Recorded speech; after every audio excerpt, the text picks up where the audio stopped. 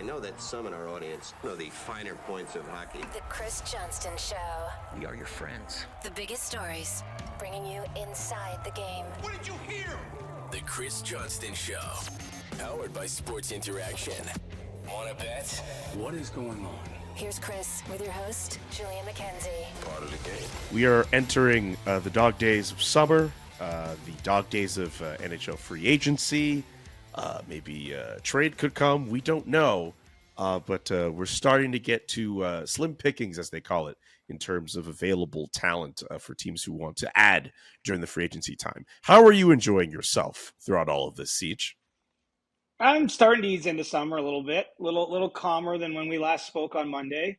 Going away on vacation next week to Europe, so looking forward to that, of course. So I feel like I'm kind of in that mode between the crazy work time and then the true, put up the gone fishing sign. I'm somewhere in the middle right now. A couple other professional duties still to do, but not a whole lot.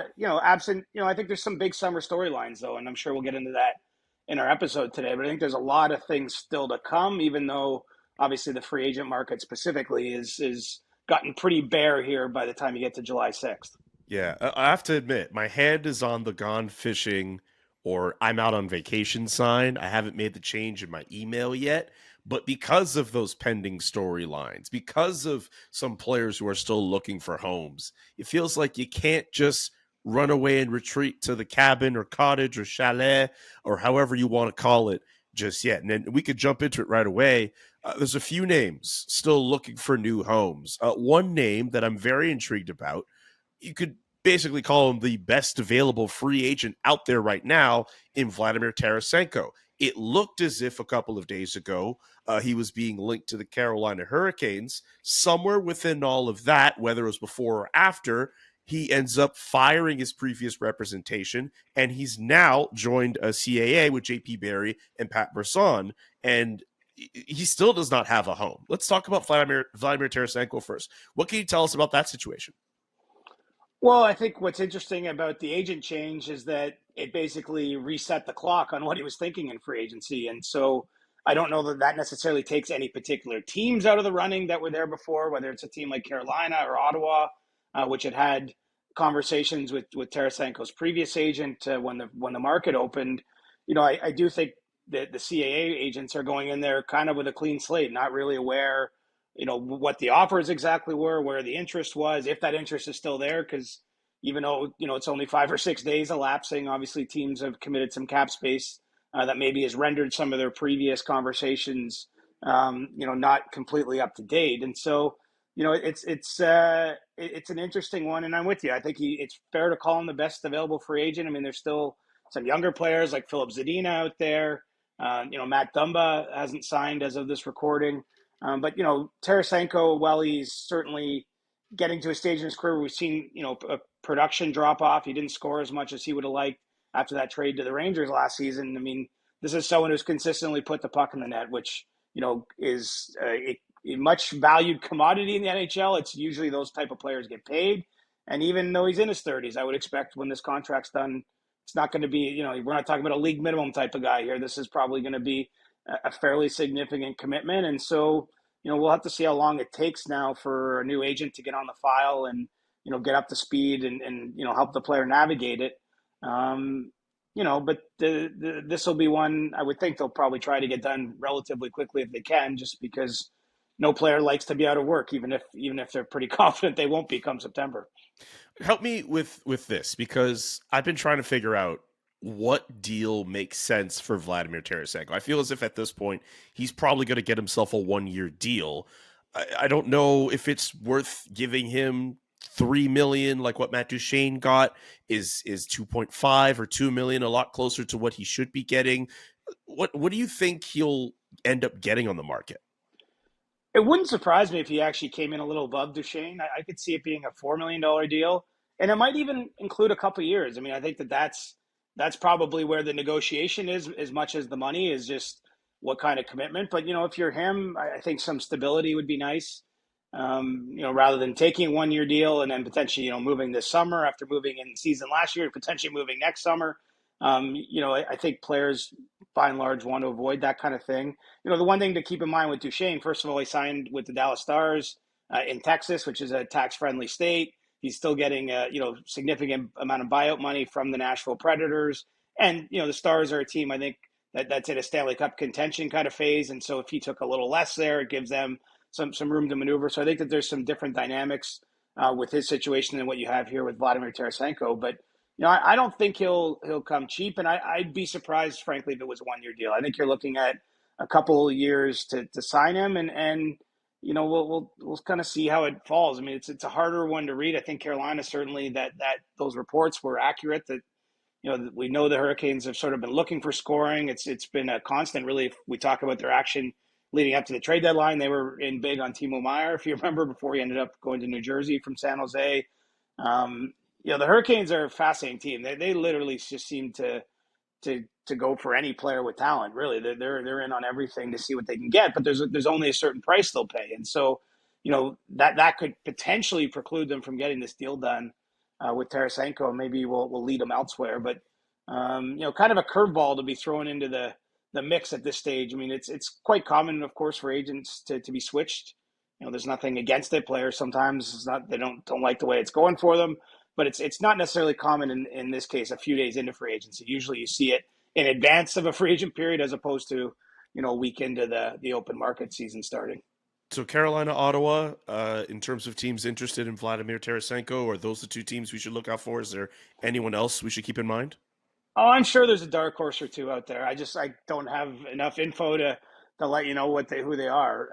But I would think the ability to add someone like him in free agency, again, if the number is kind of reasonable, and not every team in the league has cap trouble, right? I mean, a lot of the top teams do, but I think that you see teams sort of middle of the road teams that could look at him as someone who could sort of tilt their favor, the odds a little more in their favor. I think that the market will be reasonable. It's just, as we've seen already in this free agent period, it's just no one's hitting those absolute smash home run deals like absolute player win deals too much. And so Tarasenko will have to work through things and see where he winds up. Okay, let's move on to Filip Zadina. A little over 5 years ago, gets taken in the draft, passed by the Senators and the Canadiens. And the one quote that goes around is, I was telling my agent, if they pass on me, I'm going to fill their nets with pucks. And in the present day, Filip Zadina has been, his contract has been terminated. And he is now a free agent looking for a new home. He was placed on waivers earlier this week. Nobody took him on. He had an AAV slightly under $2 million for this coming season and next. And now he's on the open market. Let's talk about Filip Zadina. How do you see that going? Well, look, two things are true. The player has not developed in a way that scouts would have thought. He was a top 10 pick. There were some people I recall in that draft that were saying he should have gone even higher than he did when he went to Detroit. But the first 5-6 years of his pro career have not been that kind to him. But he's still 23, and I think what's interesting in this story for me is you wouldn't see too many players do what Zadina is doing in this case. I mean, he was owed $4.56 million over these 2 seasons in actual money, in dollars that would have been in his bank account. And, he wanted a new opportunity. And so it was through that the Red Wings and him worked together, and they've mutually terminated this contract. So he's walked away from roughly $4.6 million. I can tell you there is a fair bit of interest in him, and I think he'll be signed relatively quickly here now that he becomes an unrestricted free agent as of Friday at noon Eastern time. But I don't think he's going to be signing a deal where he recoups that money and gets made whole, right? I mean, he's going to be signing somewhere else at a reduced rate, and he's, in effect betting on himself.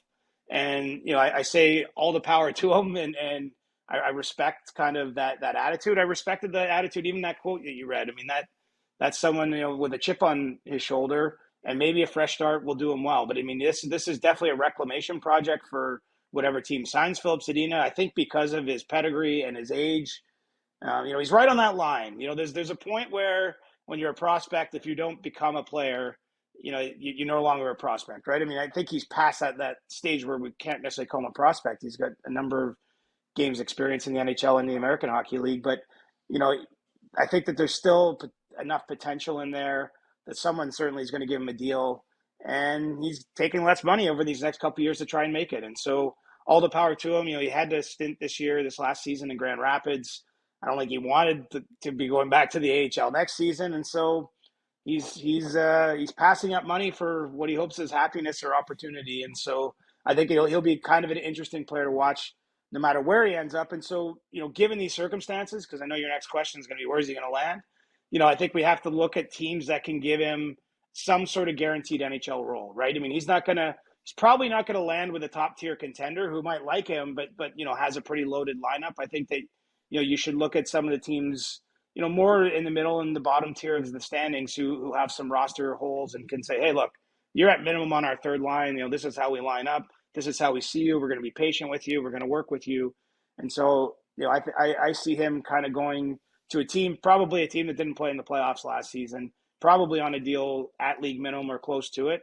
And, his real goal now is to establish himself as a bona fide NHL player next season, to be in a position to make more money down the road so that, he doesn't look back on this decision and go, oh my God, I left that much money on the table. Because, when you don't have a certain career in the NHL, that's a lot of money, $4.6 million. It's a lot to make up. And so I like that he's putting himself out there. There's no safety net, right? It's up to him now and whatever team he ends up landing with. And so I think that he'll, while he's not a headliner in the traditional sense in free agency, I think he's a real player of interest heading into next season once we find out where he lands. How did you know my next question was going to be, where does he go?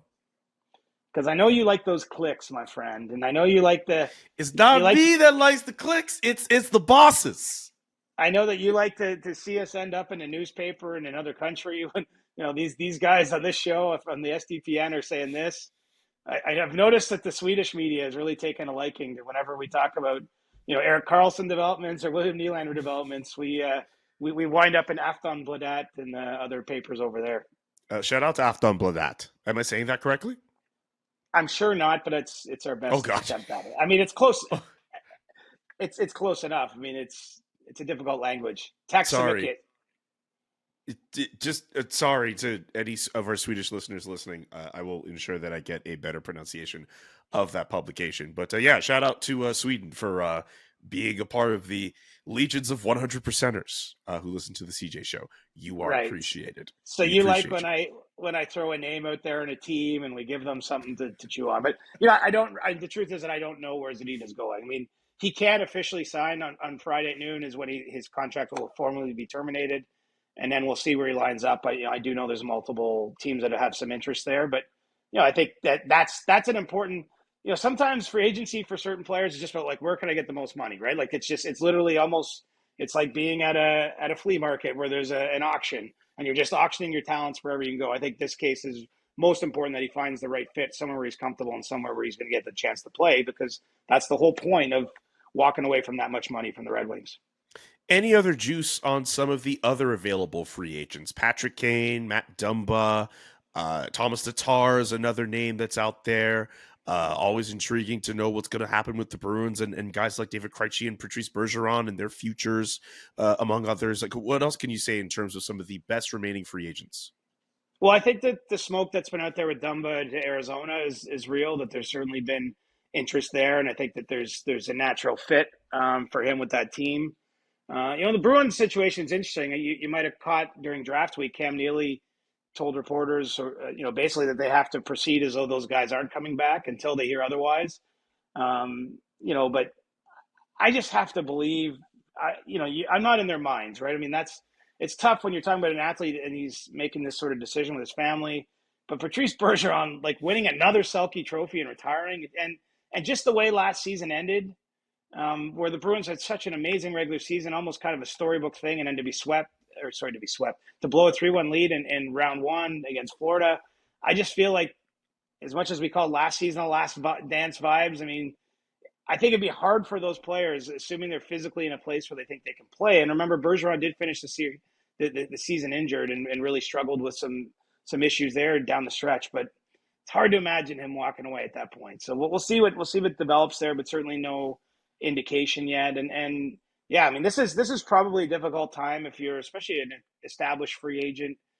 I think the wait could get rather long at this point. I mean, really got the feeling in the last 2 or 3 days here that things have gone pretty quiet around the league, and we've seen some smaller deals get signed. Zach McEwen ended up in Ottawa today, but really, I don't think that there's a lot of urgency now.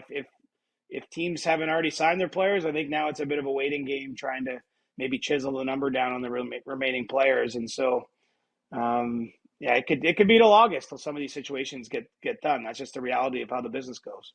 Okay. We're going to go to sports interaction real quickly. And then on the other side of that, we're going to talk a little bit more trade, specifically with one player who has yet to find a new home in Alex DeBrincat. You can bet that with David Bastel. Brought to you by Sports Interaction. Get in the action and make a play. 19 plus. Please play responsibly. Time for You Can Bet That. Remember to hit up sportsinteraction.com/SDPN for all of your gaming needs. You can bet on a lot of different things, such as who will win the American League East. Tampa Bay, the Rays, they are the betting favorite at -714. The Yankees at +962. The Baltimore Orioles, they've got a lot of young players coming up at +1064. The Blue Jays have the fourth best odds at 1,639. Boston in last place, 15,200. Plus, all the last ones are plus. The only team in the minuses, -714. That is the Tampa Bay Rays. Thoughts, CJ? Well, I should start off because I was pretty negative about my Blue Jays the last time out, so I should be a little more upbeat. I'm wearing the hat today for those watching the video. Yes. I'm repping the Jays. I'd love to say that they're going to win the division, but let's face it, I'd want to know the wild card odds more for them because it's not a slam dunk. They're even going to be a playoff team at this point. Tampa deserves that pretty heavy favorited spot. I would look at the Yankees though. I mean, there's still half a season to go here. It's not baked in that this thing is done. So I would think that I would look for one of the teams to push the Rays as much as I'd love to be touting the Jays. And I love Baltimore. Again, it's sort of like a sexy pick at this point in time just because of the players they have. I feel like it's a lot to ask for them to win a division, but I wouldn't rule out the Yankees just yet, as much as that gives me some pains in my arm to say. Give me a prediction, if you care to do so, for next week's Home Run Derby. Are you aware of all of the different participants? I am, and I was surprised pleasantly to see Vlad Guerrero Jr. part of this, just because obviously a big part of his season, the storyline anyway, has been how few home runs he's hit. So I'm going to back my guy. I'm going to say Vladdy breaks out there. I remember when he was in the competition a few years ago, how electric that was. And I'm going to say that this is going to kickstart a massive second half for Vladdy, and he's going to win the home run crown.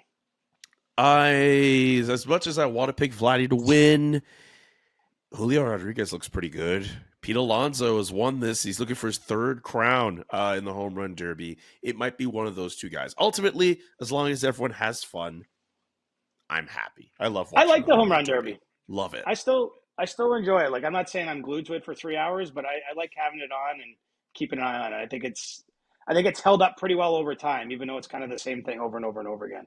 Have you ever been in the building for an MLB All-Star game? Yes, 1991. Oh, wait a minute. I remember now. That we've told that story. That's where that stranger allowed you to go with him to that game. And my dad, like, I got given ticket by a stranger. The guy only had one, and my dad let me go. I was 8 years old, and this was a pre-cell phone era. I mean, I was a pretty with it 8-year-old. I knew how to get around the building. I knew how to find my seat and all that, but it's something that probably you wouldn't do today. No, absolutely not. But it was a big thrill. It was a big thrill, and nothing bad happened, and I had a great lifelong memory because of it. I'm very glad of that, because who knows what could have happened on that fateful day in 1991. Don't forget to check out sportsinteraction.com/SDPN for all the best odds before game, in game, all the best props. sportsinteraction.com/SDPN. CJ, let's talk trades, or, well, the lack of trades, because kind of thought that part of the market would be a little bit more bussin', if you get what I mean. It's tough to make a deal now. It's tough once you get out of that window in Nashville or in whatever city the draft is in. There's just not the same push to get a deal done. I think that there's something to be said for getting a trade done on the first day of the draft, because usually they include a pick for that night or maybe the next day, but there's sort of a deadline that pushes some action. And, to me, when I look at the summer storyline still to come, so many of them revolve around trades or perhaps not trades. If some of these instances we don't see players moved, there'll be the things we talk about a lot once the show picks up again in September. And, the Alex DeBrincat one is kind of been the one I've got my eye on a little bit more lately, just if for nothing else, the sides are kind of speaking openly about it a little bit, some signs of strain there, with Jeff Jackson, the agent for Alex DeBrincat, doing an interview with The Athletic, just mentioning that it's not players and agents that makes trades, it's GMs that make trades. And I think the implication has been from the Senators side of these discussions that it's been tough to move DeBrincat because of, what he wants to make, the fact he's got a limited number of teams he's willing to go to. And so, this is one. I mean, it worked so well in the Pierre-Luc Dubois trade from Winnipeg to LA. Everybody got on the same page. They got that done. I know it wasn't easy. There's a lot of moving parts, but it happened. And I think, once again, this is a reminder why the Jets did a nice job in that trade, because it's not easy to trade a player in this circumstance. And really, DeBrincat's in the same circumstance, 2-time 40-goal scorer. You can imagine wherever his next contract is, it's going to be a pretty big one. And so, I think we have to see how this plays out. Be interesting to see if Ottawa ever considers bringing him back. I think that's a tough thing for them to do in this circumstance. But really, there's a window to get this done. I should mention the Senators elected for Julian what's called club-elected salary arbitration with DeBrincat. I would think that they're going to want to trade him, if they're going to trade him, before that arbitration hearing. The hearings haven't been scheduled yet, but that we do know they're going to follow between July 20th and August 4th, because once they go into arbitration with him, then he gets a one-year contract for next year. And, I don't think too many teams will have that much interest in trading for him on a one-year deal. I think that the appeal here is trading for a player and getting him signed at the same time. And so, since we're sitting here on July 6th, and that hearing could be as soon as July 20th, I mean, certainly by the end of the month, it's likely that will be on the calendar. That's really the window you're looking at, I think, to best make a DeBrincat deal. And so that, among all the trades that could happen, that one's the one with kind of a defined period on it, right? I mean, we could go through the guys in Calgary, whether it's Noah Hanifin, Elias Lindholm. I mean, those trades don't have to happen on the same kind of time frame. I think that there's a world the Flames bring those guys back, even if they don't, in Lindholm's case, get an extension and play it out longer. But the DeBrincat one, to me, seems like it's going to get pushed to a conclusion sooner than perhaps, some of the other ones that are out there where there's names floating around, whether it's Hellebuyck, Gibson, and the like. Yeah, that's true. We haven't even discussed those two goaltenders and their particular situations. It's a bit of confusion with John Gibson, not to delve into that too much, but it seemed as if maybe it looked as if he wanted to get out, and then there's a statement that comes out from his agency saying that, no, that's not what was said. Like, that's a very confusing situation going on in Anaheim right now. Yeah, and look, I think that some of it might come down to semantics about how the exact wording of a report. I don't want to get in the middle of that either. Yeah. But what I will say is I do think John Gibson would welcome a fresh start, which is not the same as saying he'll never play at Anaheim again, and that's where maybe some of the breakdown comes down. But come on, it's not even a hot take. I mean, his name was out there last summer. The Ducks are clearly in a rebuild here. They've just picked at the top end of the draft. I think that they're prioritizing younger players, and I know they signed a couple, guys like Radko Gudas and Alex Killorn in free agency as to be sort of culture setters for their team. But in general, I think it's still going to be a little bit before they're back at a competitive window. And, John Gibson probably wants to play meaningful games. I think that there's contenders out there that look at him just for his ability and wonder, how he could help. And it's a weird trade because his own numbers have been down for a couple seasons. And I think you weed through, what impact the team in front of him's had on that, whether, how much it's maybe declined in his performance. And then on top of it, he's one of the highest paid goalies in the game at $6.4 million on the cap. And so that's a tough cap hit for teams to take on. I mean, even the Connor Hellebuyck market, he's at $6.1 million. It's not the same commitment because, he is a pending UFA in 2024, meaning you only have to have him for next year if you make that trade. But, some teams were asking Winnipeg to retain money on Hellebuyck if they were going to trade for him. And so, I think that the market's choked out a little bit, but I think both players could potentially find a new home. that being said, there's not that many places where you look around and say they truly need a goaltender. I mean, maybe New Jersey certainly, as I know, expressed interest in Hellebuyck, but you wonder if now the time's gone on, maybe if that window's closed. Ultimately, you could see both veteran goalies back in where they are, and that's where I kind of, if we're deeming this summer storylines, like these will be questions that, unless there's a resolution, will just kind of linger around the hockey world, I think, for this next month or so. And I do think it's possible. There's a lot of these trades, a lot of players that appeared on CJ's big trade board that didn't get dealt, might not be dealt in the summer, just because I do think it's hard to make the deals in this period of time where business is already kind of done. Teams have allocated cap space, and the teams looking to trade these assets don't want to trade them for pennies on the dollar either. So if you're Calgary, you're facing the prospect of having a bunch of those guys who, I mean, Backlund, Noah Hanifin as well, Elias Lindholm, but probably playing out, or at least starting the season in the final year of their deals.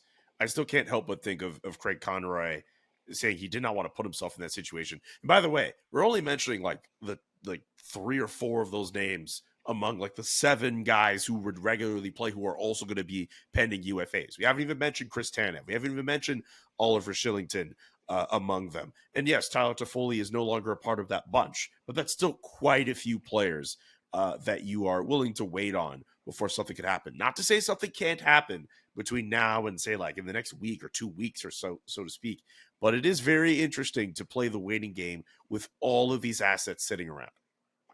For sure. And as I say, I don't think it'll be easy to move them. I think the Flames, specifically with Noah Hanifin, are comfortable bringing him back if they have to. And, maybe he becomes a trade deadline asset for them. Maybe they just play out the season and let him walk. I know it's not ideal, but it's also not ideal to trade a good player and get a crappy return. Like that doesn't accomplish much either. And I think that's kind of the line you're walking, especially if, you're Craig Conroy. I know he made the Toffoli deal, but he's new on the scene as a GM. I'm sure he's cognizant of not wanting to look like he's being taken advantage of in these situations, and so part of it is all setting a tone with how you deal with other managers in the league. I mean, it's a lot to walk into. I don't think the door's closed, I should mention, on a Lindholm extension yet either. I think that those talks, well, maybe not actively going every single day, but I think that they're open and have been ongoing, and I don't believe a decision's been made one way or the other there. So we might still see an extension for him. But yeah, I don't know how best to handle that. But look at, in a perfect world, of course, you have no pending UFAs on your roster. All those questions are answered. Those questions don't exist. But I just don't see how that will be possible with the number of players the Flames have in that situation, and the fact we're veering into mid-July almost, and you just don't tend to see too much action in this period of time on the NHL calendar. So the Flames, Alex DeBrincat, the goaltending, obviously in Leafs land, what's going to happen with William Nylander and Austin Matthews. I'm trying to think, is there any other offseason storyline? The pending UFAs, not pending UFAs, but the current UFA crop that's still out there looking for homes. Is there another storyline or storylines that we should be looking out for this summer? Well, I think the Elias Pettersson contract in Vancouver is one. He's in the same situation as Matthews and Nylander, 1 year out from potential unrestricted free agency, and he's going to be someone the Canucks are looking to sign. I don't get the sense that there's been necessarily meaningful conversations there yet. I do believe he wants to stay in Vancouver, but the Canucks, they've been in this window where they've been so cap strapped for a number of years. They executed a buyout on Oliver Ekman-Larsson. They've made some moves to try to free up some space. Obviously they're going to commit considerable cap space to Pettersson on an extension, but I think where his contract lands will be interesting, for them and sort of set the course for this next window. I mean, the Canucks are trying to win in the next year or two. I don't know how reasonable that's going to be, because they still are kind of stuck in a few situations with players that have inefficient deals and aren't delivering up to the cap space that they're taking up. But getting Pettersson signed it goes without saying should be a huge priority there. Again, I believe it will be. But that's another, call it summer storyline, that I think will make headlines on the day that that deal is finally completed. All right. And with that, I mean, that's as much news as we can give, unless there's something you're holding out on us, CJ, somehow. I love to say I'm holding out on you, but I'm really not I know holding you're out on not. anything. I know you're not. I know you're not. Dude, you've had such a tremendous year, not just on the podcast, but like, just TSN stuff as well. You've been killing it, man. Don't worry about that. I think we've exhausted enough out of you to this point. You deserve a rest. Well, and you can't make it up either. At the end of the day, what's going on is going on, and there's still lots of teams out there looking to get better, but it's definitely the market has quieted significantly, basically from July 4th onwards. So normally around this time when the news starts to die down, we go ghost for a little bit, but we do try to do a check-in in the summer or two, and we're going to try to make these as loose as we can. Yes, we're going to tap into news as it happens, but CJ, you're going to have to play the movie game at some point, but I promise I will try to find another game that will at least be fun, even if it might still be embarrassing. How's that? I'm good with that. I'm good with the movie game. I'm good with just a silly episode at some point. But yeah, I mean, Yes. it's crazy to think that we're sort of coming to a close on our second full season doing this. It's been a blur in a lot of ways. I mean, let's face it, so much happens. We're all managing multiple gigs, producer Nick, yourself. But what an awesome opportunity we've gotten from the SDPN and the chance to be part of what they're building, Adam, Steve, and Jesse, and crew. So I think, I mean, it's not a goodbye because let's face it, there could be a big deal early next week and we're probably just doing another show. Yeah. Absent some big compelling news, I think we'll just have a couple random drop-ins in the summer whenever it works for our schedules, and maybe just keep those a surprise for the people out there that are starved for hockey content once we get to mid-August and everything is quiet. Stay tuned, people. Before we wrap it up, do you have a stick tap? I do. A little different one. I'm going to stick tap my buddy Tyler Smith. Formerly of the Humboldt Broncos, was involved in their bus accident there, has become a good friend of mine. But he and his partner Kat are on Amazing Race Canada. Hey! And they actually won the first leg of Amazing Race. So I don't know what happens in the show yet, but I would encourage those that have a little hockey interest, but maybe don't mind a little Canadian reality TV to check out Amazing Race. And obviously I'm rooting for Tycat as they've branded themselves with a hashtag, but it was pretty cool to see them win the first leg of that. And something a little different, but hockey connection there. Tyler's a huge fan of the show and a huge fan of the NHL still. And, good to see him out there kicking some butt. Mine has, first off, salute to Tycat. Hopefully both members of that team do well in Amazing Race Canada. Mine has nothing to do with hockey. Joey Chestnut, when it seemed like he was not going to be able to defend his title again due to a rain delay. I don't know how he did it. I don't know how the powers that be decided upon this. They pushed through a rain delay on Coney Island, and they still had the annual hot dog eating competition, which saw Joey Chestnut, against all odds, of course, win yet again. 62 hot dogs, the winning number for him this year. Champion in every sense of the word. That's absurd. 62 hot dogs. I mean, that's close to the same number I think producer Nick had in the video that I saw out on him. Oh my God. He's our hot dog eating champ. I think producer Nick would be happy if he ate 6 as opposed to 62. He could probably live with that. But yeah, my stick tap, the final one before we go on summer hiatus, Joey Chestnut, once again, hot dog eating champion. And I'm sure he didn't have to enjoy it. I'm sure I would love to know his thoughts on putting a poutine in a hot dog. I would love to know his thoughts on that. Oh, man. I almost actually brought a chocolate bar to this episode because I realized it was back in September when we went through that whole thing. But I was like, I'm just going to let that die with early season 2 of the show. We can move on to new bits, new inside jokes and the like. Oh, I can't wait for season 3, my friend, for all the inside jokes, and the inside news you will provide us, because people do come for that as well. Siege. Yeah, man. Well, and I hope you have a good summer, Julian, and I hope you have a good summer too. Try to unplug a little bit. That would be my only advice to you, because next year we'll be here before you know it, and it will be just as unrelenting in terms of demands. But Yeah, I'm looking forward to doing this show again next season. And again, it won't be too long. As I say, we'll probably spend like 12 minutes doing this goodbye, and then we'll be back on Monday because there'll be like a big trade or something that brings us out of the hiatus immediately. Kyle Dubas has traded insert player here for William Nylander. Let me not three-way deal with Erik Karlsson. Oh my God! Yeah, we didn't even mention Erik Karlsson in all of this. It's still quiet with him. It's still quiet with him, but he'll be playing somewhere else next year. I'm pretty confident of that. CJ, go get yourself some rest. Mix in a water when you can. To everyone listening or watching, thank you for your support throughout this year. Stay tuned for when we might drop in randomly in the summer with some check-ins, some fun stuff, and even more here on The Chris Johnston Show. For CJ, I'm Julian. So long, and enjoy your summer. Peace. The Chris Johnston Show. Powered by Sports Interaction. Wanna bet? Inside the Game, twice a week. Follow Chris on Twitter @ReporterChris. And follow Julian McKenzie @JK McKenzie. The Chris Johnston Show.